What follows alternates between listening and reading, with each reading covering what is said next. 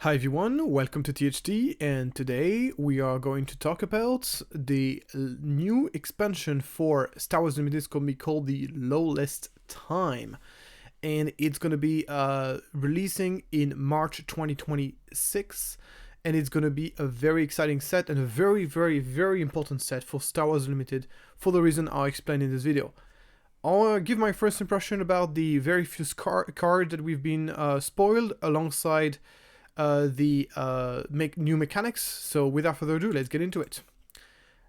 Big thanks to Card Market for sponsoring this video. Moving on, first of all, is why is this set so important for Star Wars Limited? So before we get into this video, I just want to make very clear that this is not any Star Wars Limited set. I think this is going to be a set that will make or break Star Wars Limited. And there's multiple reasons why. The first reason is simply because it is the first set where the developers were able to implement the feedback from the community. So obviously we've been giving out feedback throughout the years, but obviously there's always a huge inertia in how Fantasy Flight Game can actually implement those criticism and implement those feedback. Because obviously the all set are made several years in advance. And this is going to be the first set where they had proper data coming from the first years of the release, where they could actually implement it without being just in an emergency. So it's going to be really interesting to see what they've taken up. Obviously, there's tons of different feedback I've given throughout the years, but more importantly, I think the biggest one that I think they need to nail correctly is stronger legendaries and stronger leaders in general. Better designed legendaries and leaders are the most important card of every single set, and those need to be better, more impactful in the game than what they are now. It's a criticism I've given out many times, so I'm not going to go into details on why, but that's pretty much for me what I'm hoping for this new set, is at least they would have addressed that particular part. The second reason why I think this set is extremely important for the story of Star Wars Unlimited is because this is the set where this is going to be the first set that's going to happen after rotation. And we know rotation is a very sensitive moment. A lot of competitive players like myself really like rotation because it's going to give new blood to the meta. We've been kind of at the mercy of the first set, which was much better than the other set in terms of power level. So the meta has had problem evolving past those initial arcana that were set by set 1.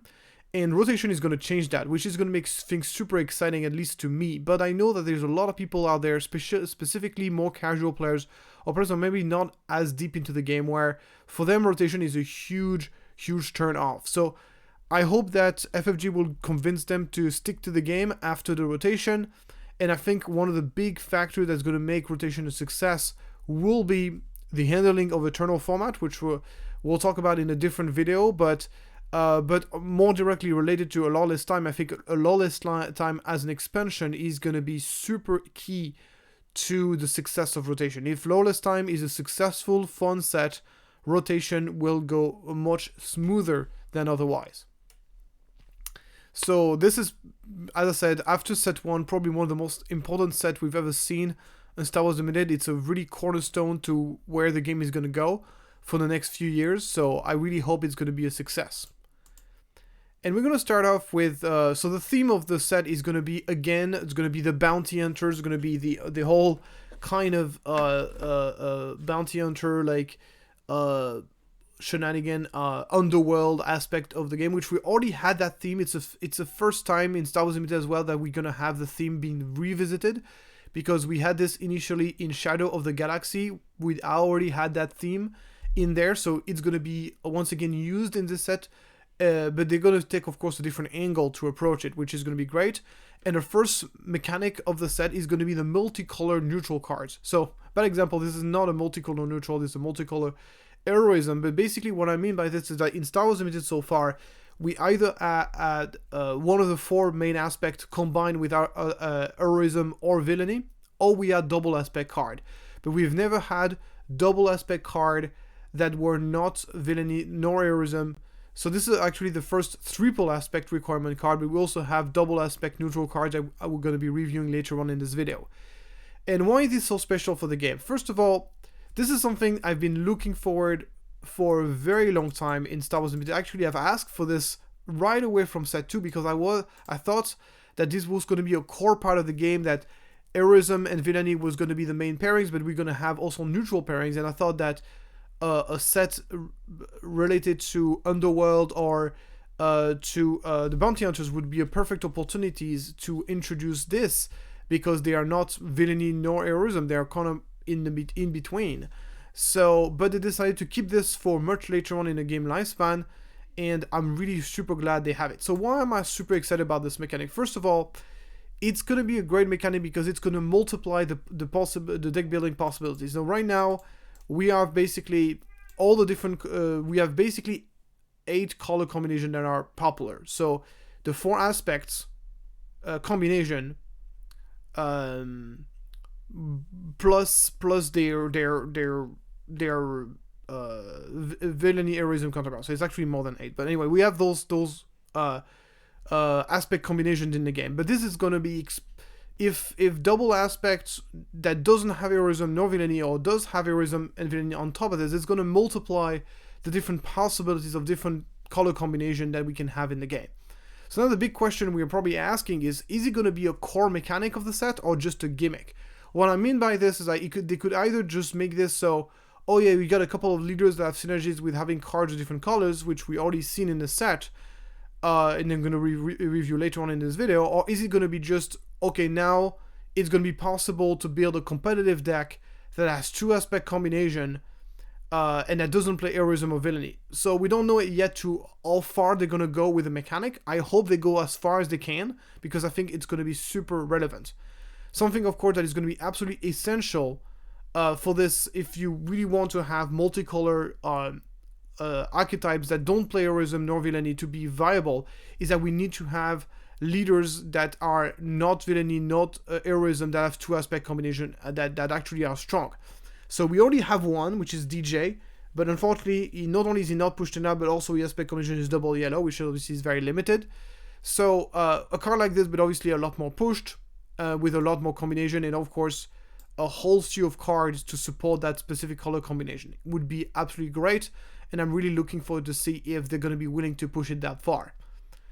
The second mechanic of the set is going to be the credit tokens, which is completely reminiscent to the so it's basically a single use resource that you can get by various cards in the game. This is exactly reminiscent of the treasure tokens in Magic, that are basically giving you a resource that can only be used once, but that can be used anytime. It's a little bit different from ramp, so I think it's really a cool mechanic personally. I've made an entire video about the different mechanics from Magic that they could actually use for Star Wars Unlimited, and this one was not on the list, but I'm glad they're using it because I think it's a good mechanic. And I don't know if many people noticed, but this is also the first time we've been introduced a new card type in the game. This card is not going to be a unit, it's not a leader, it's not a base, it's not an event, and it's not an upgrade. So it's a new type of card called a credit card. Don't make jokes about this. I just no puns intended. But yeah, it's a completely new type of card that we've never seen before. So it's a new card type, and it's the first time in Star Wars Unlimited that they introduced a new card type. So I think it's quite cool. Moving on now to my first impression. So obviously I'm always rating the cards following the same as usual. So not excited, not sure, good, or I think the card is amazing. But this time around, I just want to give some special caveat. Usually when I was doing my first impression video, I was always kind of thinking about how the card will fit in the current meta. But this time around, it's going to be very difficult to do this, because obviously we have no idea what the meta post-rotation is going to be. So obviously I'm going to be talking about those cards this time around, exceptionally, even though I will try to talk about the meta as much as possible, but I'm going to talk about those cards it's going to be very hard to make prediction. So I'm going to be talking about those cards mostly based on how good they are in a vacuum, rather than just with the context of the meta, because again, we don't know what the meta is going to be, like even less so than usual. So take everything I say with a grain of salt. I'm just talking about the card kind of in a vacuum. I might talk about how the card is going to fare in Eternal versus how it's going to fare in Premiere, in the new Premiere. But yeah, I'm mostly going to be talking about how good they are in a vacuum. So bear with me on that. So moving on, of course, we're going to start right away here with the new leader, Leia Organa, one of the 2 spotlight leaders. And this leader basically gives you value depending on the different colors, different aspect among the units you control. So obviously, that also takes into account heroism. So basically, by base, she's going to be at the very minimum a 4/4 overwhelm, which is absolutely atrocious for a 5 deploy leader. So first of all, let's talk about the leader not deploy. So leader not deploy, the ability basically can give +1/+1 for each different aspect it has. So basically, if you're giving this to a unit that has 3 aspects, like the Zeb Orelios we saw, it can give +3/+3, but that costs 2, which is outrageously expensive. In my opinion, this ability is way overpriced. +2/+2 until the end. Until the end of the phase, for 2 resource is already not a very powerful ability. Is not a powerful ability. It's just completely overpriced. Even +3/+3 for 2. Even if you use this on Zeb Orelios, the value you get for the amount that you're paying is just outrageous. So very expensive. It should have costed 1 resource basically. This is just what I think.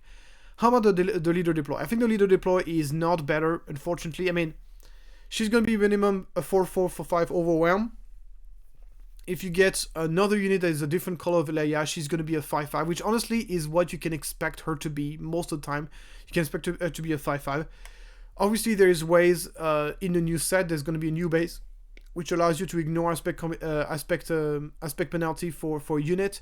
So potentially you can make a 6/6 for 5, but even the 6/6 for 5 without any ability is not amazing. It's good, of course, but it's not amazing. But once again, realistically, she's going to be a 5/5 overwhelm, which is 10 points of stats, but it's 10 points of stats without an ability, just with overwhelm, which I don't think is good enough. So the leader deploy is not bad, but it's not amazing, and her ability is absolutely atrocious. So unfortunately, I think she's not really good. Even if you take into account the fact that we're going to be post-rotation, so obviously all the strong leaders from set 1 and set 2 are going to rotate out. Even in that new environment, I have a hard time imagining how good she's going to be. For sure, unplayable in Eternal. In Premiere, I really doubt that there will be enough support for her. We'll see. I could be wrong. Obviously, I don't know anything about the set, so I take everything I say with a grain of salt, but I'm not excited about this card. Moving on, we got the new Jabba the Hutt from the Spotlight deck. His leader ability allow you to bounce a friendly underworld unit back into your hand to get a credit token. Having to pay 1 and then having to bounce a unit, that's an expensive save, because you have to the tempo negative to bounce back cards in your own hand. It's a little bit similar to McClunky, but McClunky allows you to deal 3 damage to any unit. Is actually very strong here. You're just getting your resource back that you spent. The only advantage, you can actually keep that resource for later, but the cost that you have to pay for it, and there's also, of course, a limitation that it's only working for Underworld. So it just, to me, the leader ability doesn't sound good at all, personally. And the leader deploy, unfortunately, is not better. You're getting a 3/9 for 6. 3/9 is a pretty bad stat line. Really can't really kill anything. You're not really putting any pressure on the base. And the leader deploys on 6, which is very late. So not a good stabilizer at all. But basically, this leader does nothing against aggro, whether you're talking about the leader ability or the leader deploy. Basically, this leader does nothing against aggro whatsoever, which is pretty terrible.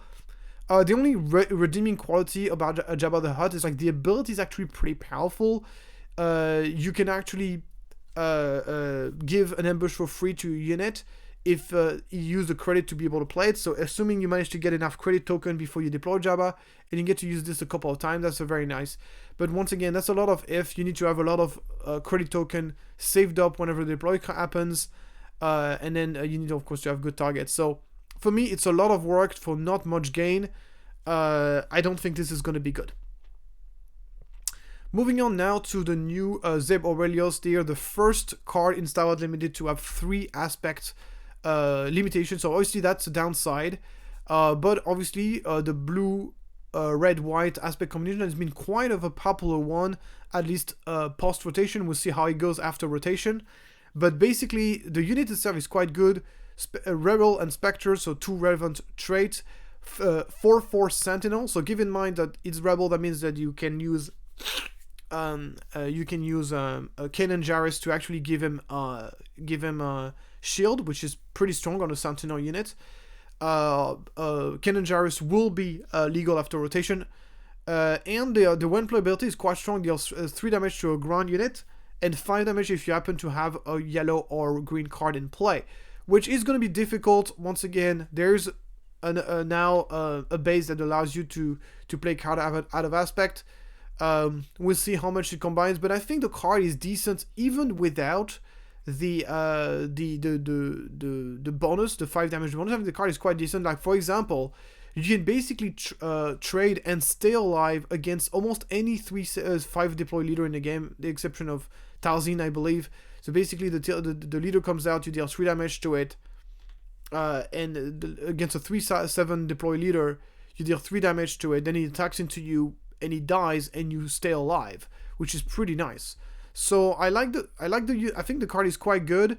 Obviously, it is widely understood. The fact that it can only affect ground units is a big limitation, and of course, it has a very expensive aspect requirement. So there's a lot going on with this card that are positive and negative. So, but I'm still ready to give it a thumbs up, especially of course after rotation, where the competition for cards is going to be less fierce than it is now. I'm quite confident that this card will see play somewhere in Premiere. So a little thought that makes me a little bit sad is like this card would have been a very good fit for Era Syndulla. The fact that you can play the Zeb Orelios basically without any aspect combination, and the fact that you can very easily trigger the 5 damage ability in an Era deck because Era ignores all aspect combinations for Spectres. That's so unfortunate that this card is gonna rotate out as this card comes in. Obviously, if you're playing Eternal, you will have the chance to play this combo, but I don't think it's going to be good enough for Eternal, unfortunately. While it could have been good enough for Premiere. Moving on, we got the Han Solo, the new Han Solo, Hibernation Sick, and this card is spectacularly powerful. In my opinion, this might be the best 1-cost unit in the entire game. So why is this card so powerful? Well, we all know how good the 2/2 for 2 shielders are. Secretive Sage, Crafty Smuggler before that, Krennic, all those 2/2 shielded units, L337s, all those 2/2 shielded units have seen an extensive amount of play in Premiere because having a sticky unit that you can play on turn 1 is very powerful. And Han Solo does that really well. And he does it even better than those other cards because it only costs 1, meaning that you can combine it with another 1-drop or you can combine it with another ability, but he's actually just as good as the other 1-drop because his on attack will give an experience token, so he will become a 2/2 shielded on attack.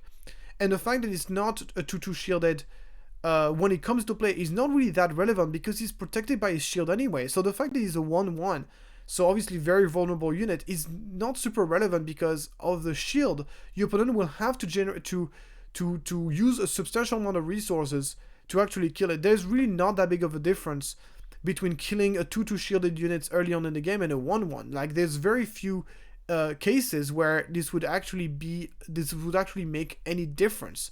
However, the fact that he can grow bigger and bigger and bigger as the game goes on every time he attacks is an insanely high upside. Not only that, the fact that he costs 1, those two factors combined make this card so much better than those 2/2 shielded that we've seen before. Obviously, there's a caveat to this. The caveat is you have to play it specifically in a vigilance command deck, but there's plenty of decks that would benefit from this. So for example, this card would be insanely good in Gar Saxon. This would be the best turn 1 play for Gar Saxon. Once again, even if you don't have another 1-drop to go alongside Han Solo, even if you're playing under curve, he's better than any of the 2-drops you could play because, again, the 1/1 is basically irrelevant, and then he attacks for the third time, become a 3/2, and then once again, every time he attacks, go bigger and bigger and bigger, and your opponent does not, and you put yourself in a win-win situation because if your opponent uses removal to try to kill him, then he spend like a substantial amount of resources to kill something that only costs 1. And if it doesn't kill it, then this card becomes out of control. So it's just an insanely powerful card.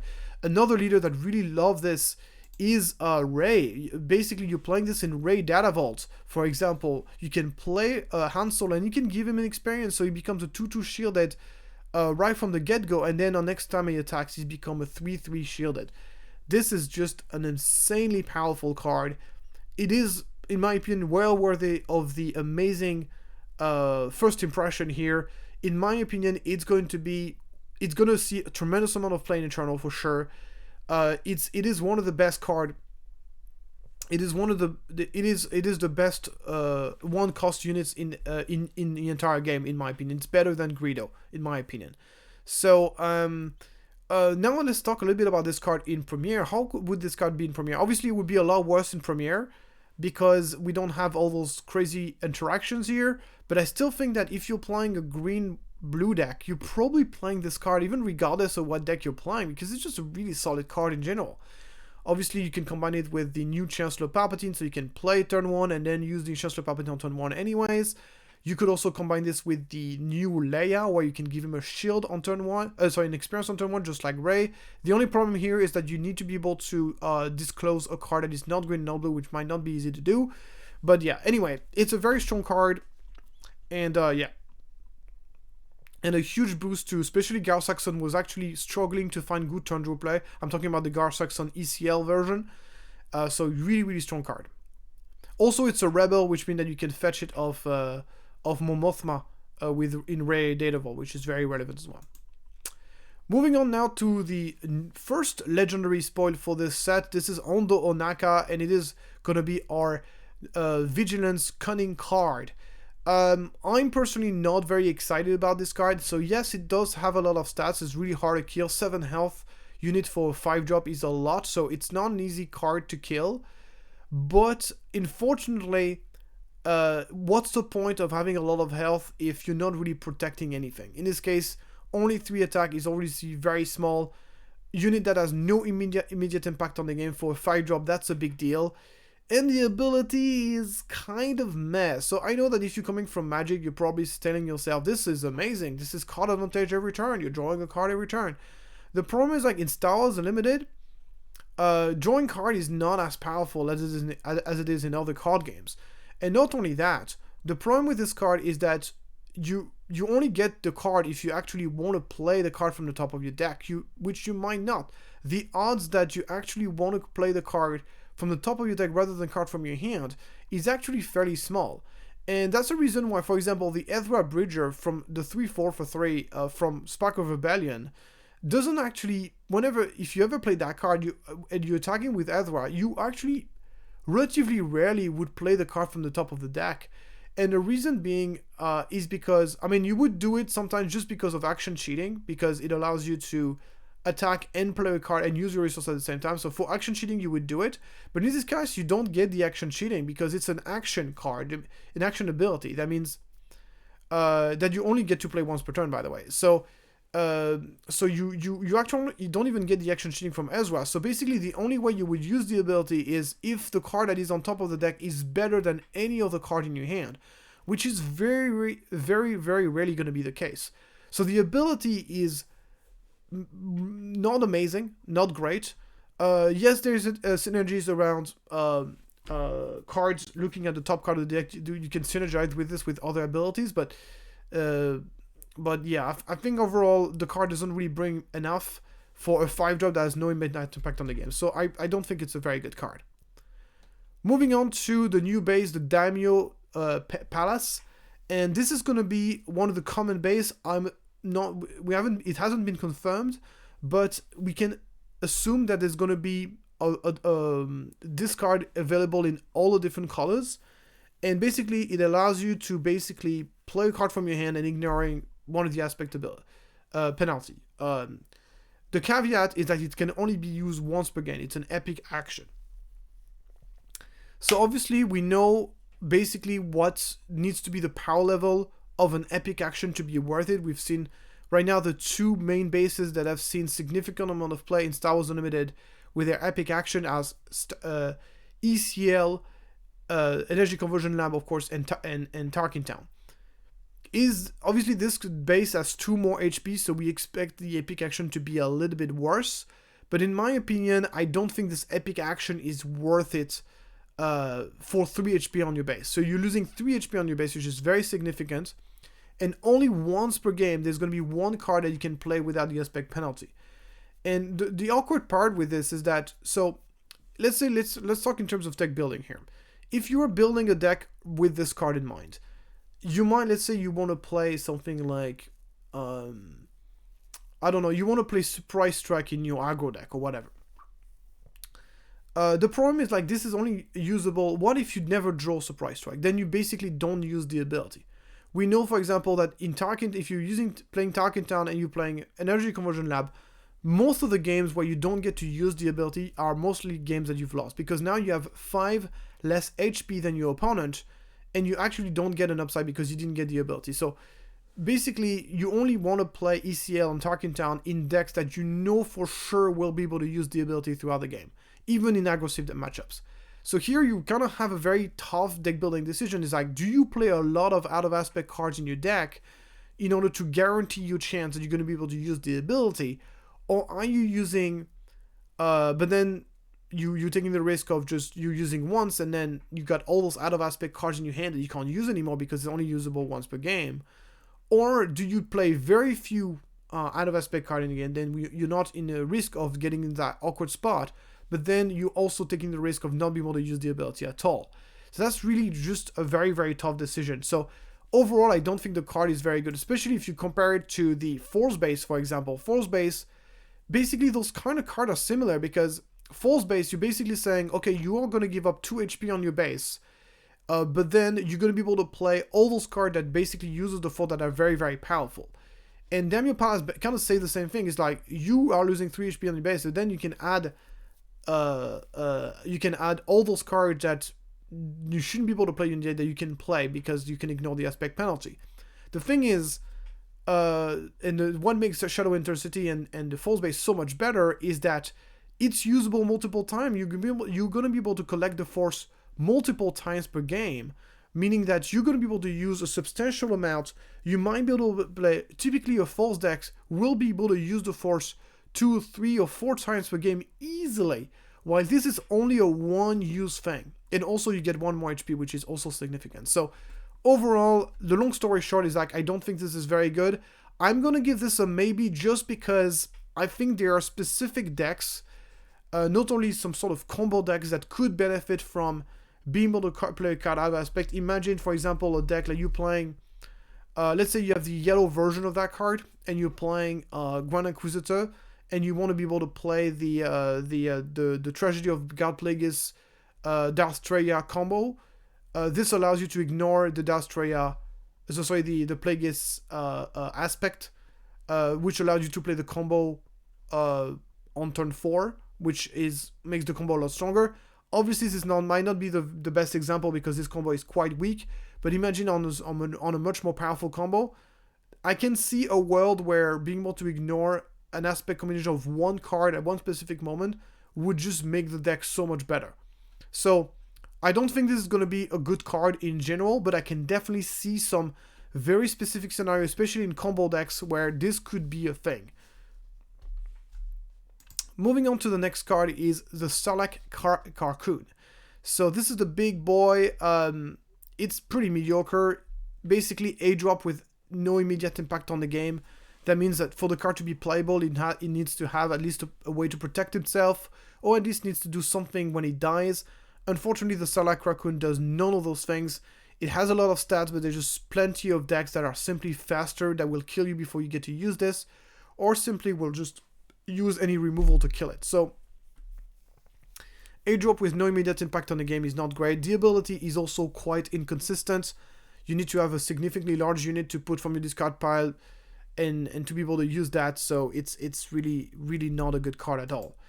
And obviously the card that the Great Pit of Carkoon, which I didn't even know was named like this, basically allows you to search for the Sarlacc, but it doesn't even search it for free. You actually have to discard a card to do it, which is kind of like, come on guys, you could have just let it have the card for free. Obviously a very, very bad epic action. Probably one of the worst base I've ever seen, probably. Like, it's started with 27 HP base. Maybe there's another Sarlacc in the set that is much more powerful than this one, that is going to be worth grabbing, but if that's not the case, then this just might be one of the worst bases in the game. Moving on, we got Leia Disguise, which is reminds me a lot of the Mandalorian armor.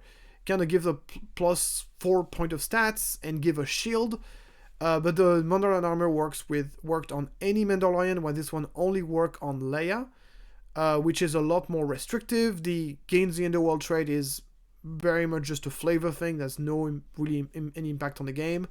Unfortunately, the Mandalorian armor, even though it has Mandalorian trait, is quite applicable to a lot of cards, didn't end up seeing any play. The card just simply was just not that good.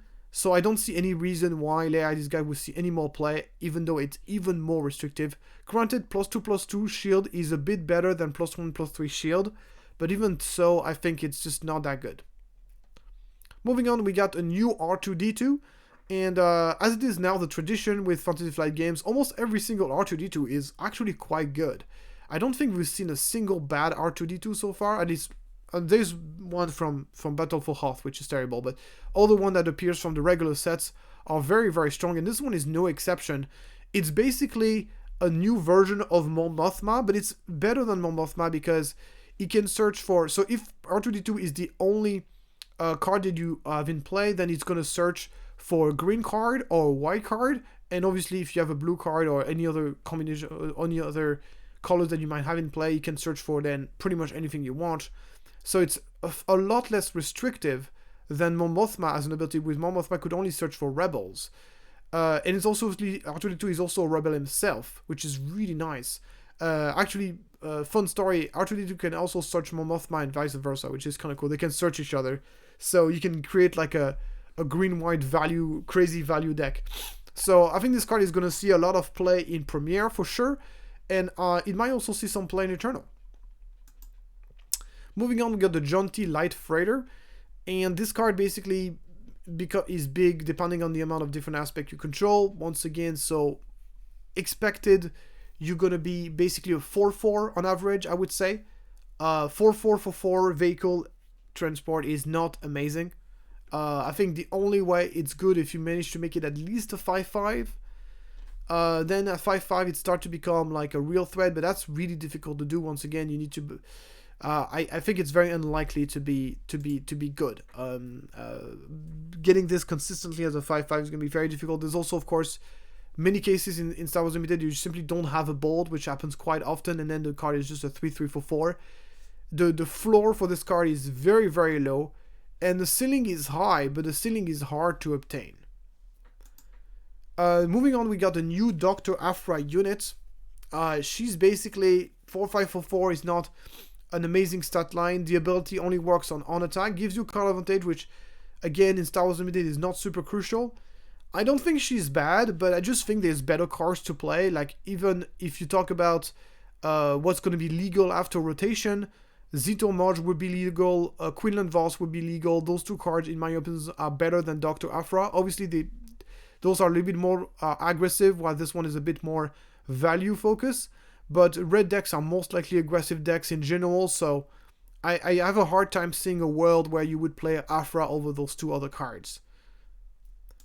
Moving on to Salacious Crumb, the new Salacious Crumb. So this card is not amazing. Even if you're playing Jabba as a leader, like a 0/2, basically this is a spy token that comes to play ready. That's not particularly amazing. It's very easy to deal with. It will just deal 2 damage to base on turn 1, and then you will lose initiative, and then he's gonna die and not provide any value behind that. So even in Jabba, I think this card is pretty terrible, and outside of Jabba is obviously unplayable. Moving on into a new Boba Fett. I apologize for the blurry picture. So Just if you guys can't read, I can read it to you. It has a when play on attack ability. You may pay 1 resource. If you do, you deal 3 damage to a ground unit. So the stat line is not bad. 6-5 for 5 is not terrible. We've seen better. The fact that you have to pay extra resource for his ability is kind of annoying, especially on the when plays. That means if you want to benefit from the when play, you have to spend 6 resource, which is a bit awkward. But then the fact that you can repeat itself can be quite powerful. It's a card that reminds me a lot of Poe Dameron, except that instead of having to discard a card, you have to pay a resource. And it has the when play ability, but it has 1 less health, which is a big deal. So obviously it's a lot worse than Poe, but Poe Dameron is the best 5-drop in the game. So basically comparing to Poe Dameron is a little bit unfair. And obviously in Premiere, where Poe Dameron is going to rotate out, and then the competition for 5-drop is not nearly going to be nearly as fierce. Zuckuss, which is currently the best 5-drop in that color combination, is going to rotate out as well. So maybe there's going to be room for Boba to exist. I think I'm giving this a maybe, but I think I don't think he's going to see play in Eternal, but I think in Premiere, it might be good enough. Moving on, we got the new Jabba Rancor. And this card is pretty terrible. So once again, a 7-drop with no immediate impact on the game. It does have hidden, which I think is not super relevant, because whenever you are 7/7, you're not really afraid of your opponent ambushing or attacking into you, because you know it's going to require your opponent to spend a significant amount of resources to get rid of it.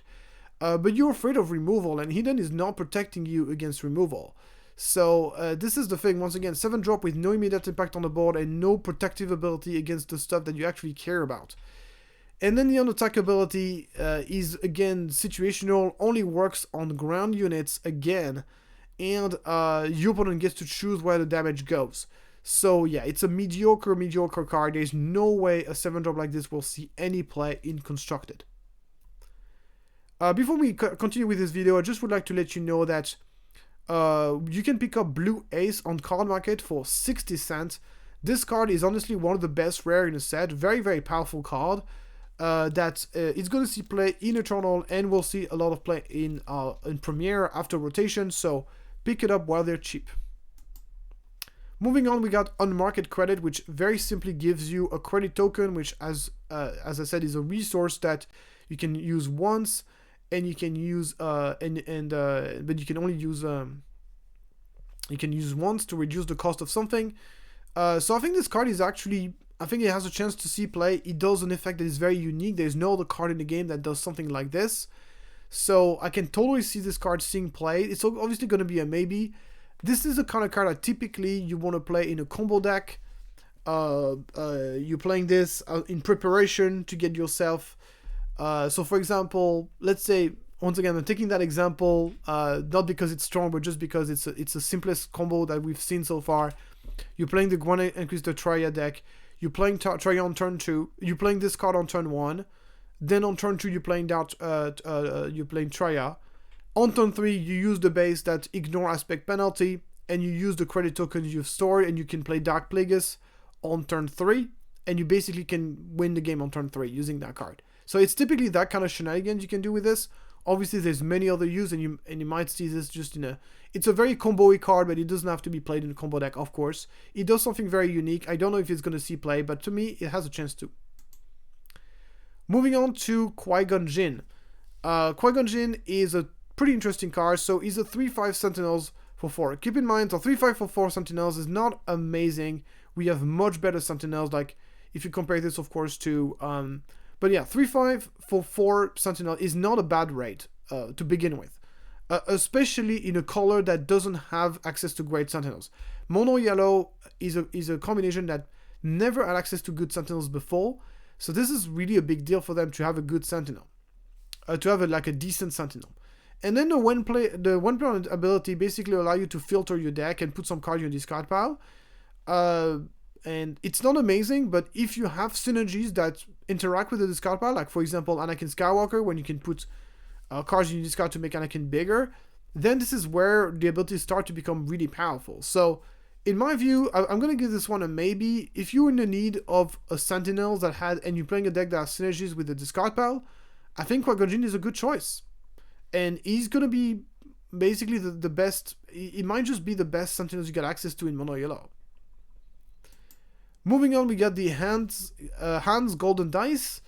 So this card is is pretty mediocre. It allows you to generate credit token, but you need to play this on a unit, attack with a unit, then discard a card from top of the deck. It has to be a hard cost. There's a lot of loop you need to jump through just to get a credit token, and you also had to pay 1 resource for that. Honestly, if this card was giving a stat bonus of +1/+1, I would have been okay. This actually could be a decent card. Or if the card costs 0, I would have been okay. This could be a decent card. But for 1 resource and without giving any stat bonus, I just think the card is just too difficult to make use of. Obviously, the obvious fit for this card would be in an N4 Never Tell Me the Odds space deck, because this deck has pretty much the entire deck is outcost, so whenever you attack with this, you're almost guaranteed to get a credit token. But even in a deck like this, that's not really the kind of effect you're looking for. It's an aggro deck. It doesn't really want to generate credit token. It wants to put pressure on the opponent. So once again, with stat bonus, I could have seen that card seeing play in an aggro deck like this one, but without it, I just think it's just a mediocre card. And that's it for today. That's it for all those first impression videos. Sorry, for the part 1 of the Lawless time. So far, I'm really liking the mechanics that they've tried to introduce. Unfortunately, I'm not impressed by the new leaders and the new legendaries we've seen so far. But obviously, this is only the very first few cards. So I'm hoping that the rest of the set is going to be great. But I really like the mechanics. I think this set has tremendous amount of potential. I think this set has way more potential than Secret of Power or Legend of the Force. If they nail it correctly, if they do it correctly, this set has the potential to be one of the best sets we've ever seen in Star Wars Unlimited, which obviously would be so good at this stage of the game lifespan.